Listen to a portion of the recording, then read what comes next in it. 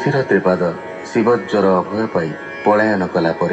बाणासुर पुनर्बार युद्ध को आसी श्रीकृष्ण चक्राघात तार बाहुगुड़ी को छेदन करते आउ बाकी थाए चारोटी भुज। रुद्रदेव भक्त पाई कृपाभिक्षा करी श्रीकृष्ण को स्तुति करते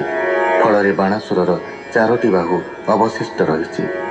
से नववधू उषा सहित अनिरुद्ध को श्रीकृष्ण पाखे समर्पण करी अभय पाई।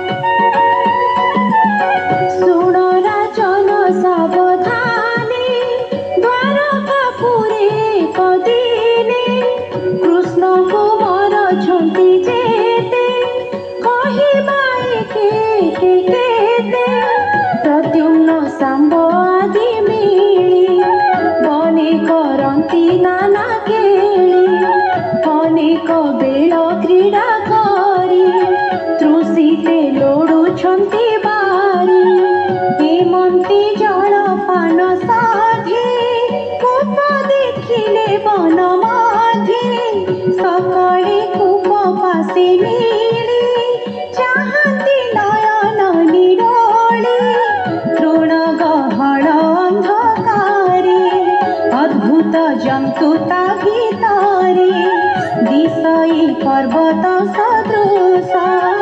देखि चिन्हिले कृपलास विस्मिते गरे चाहि बोलते अंगुली देखाई दंडे विचारी जत्न करी बोलते देखि बाहु धरी एते विचारी दया बही लांगुले दौड़ी कल चर्म पासी निबिड़े बांधिले आकर्षी टाणती धरी जणे जण न चले ताहार चरण देखि चकित कृष्ण बाळे सर्वे टाणिले एका बेड़े तिले न चले कृपलास टाणी पाइले सर्वे त्रास धरती बाहु बले टाणते केबे न चले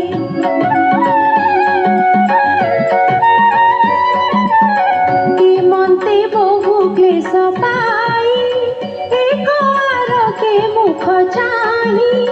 बोलते देखि विपरीत आम्भर बल बीर्ज हत टाणते तिले न चलिला राजत मरणु बळीरा श्रीकृष्ण बीचे आम्भ जन्म शुणी हसिबे सर्वजन रिपु हसिबे हासुणी किबा बोलिबे चक्रपाणी रोहिणी सुत शुणिए आम्भरे होइबे निर्दया पुरे हसिबे बधू जले बसन आच्छादी बदले निराशे कृष्ण पासे जाए बोलती सिरे कर दे भो देव शुण सावधाने अद्भुत कथा घोर बने बन गहने अंधकोप ता मध्ये कृपला स्वरूप पर्वत प्रायता शरीर न चली अति गरुतर पोटारी न पारिलु बळे टाणते चरण न चले ए बड़ लज्जा विपरीता शुणी हसिले जदुनाथ बोलते चाल जीवा बने पई धाइले तो समाने हेमंते घोर बने जाए चाहिए भावग्राही देखिले घोर अंधकार निर्जल तृणे महाघोर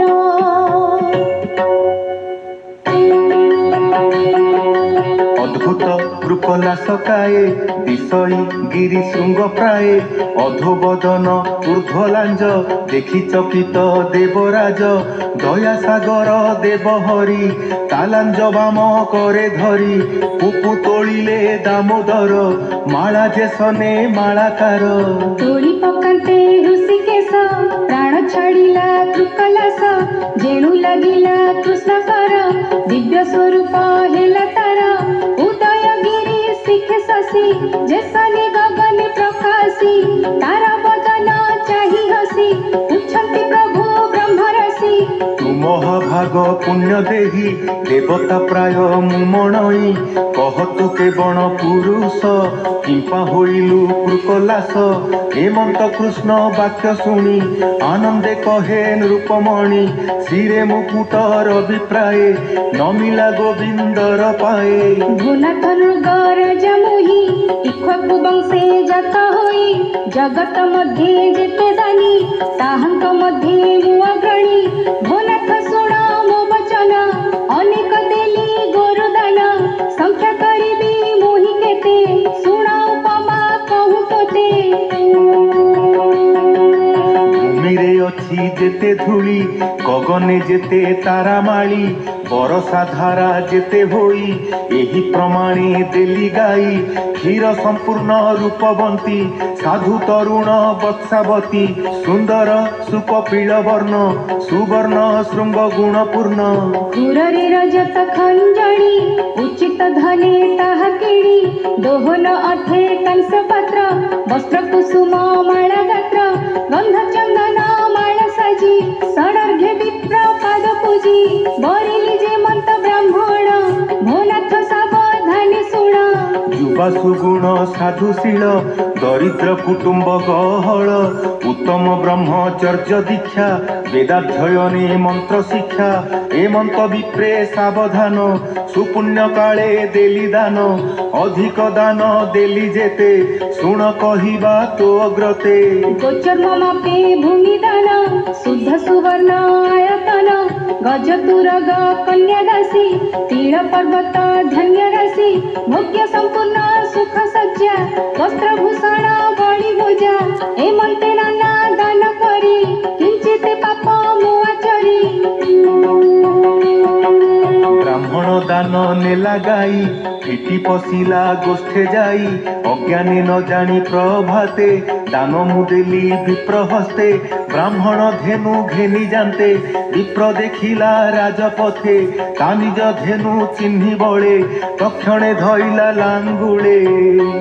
ବୋଇଲା ମୋର ଧେନୁ ଏହି ହଜିଲା ଲଡୁ ଅଛି ମୁହିଁ ଶୁଣି ବ୍ରାହ୍ମଣ କୋପ ମନେ ବୋଲଇ ପୁରୁଷ ବଚନେ ପ୍ରତ୍ୟକ୍ଷେ ଘେନି ଅଛି ଦାନ ଦେଖ ତୁ ଫେଡ଼ିନ ନୟନ ଜଳ ତୁଳସୀ କୁଶ ହସ୍ତେ ତିଳ ହିଁ ଦେଖ ତୁ ପ୍ରତ୍ୟକ୍ଷେ ଏ ଧେନୁ କେମନ୍ତେ ତୋହର ଶୁଣି ବୋଲଇ ବିପ୍ରବର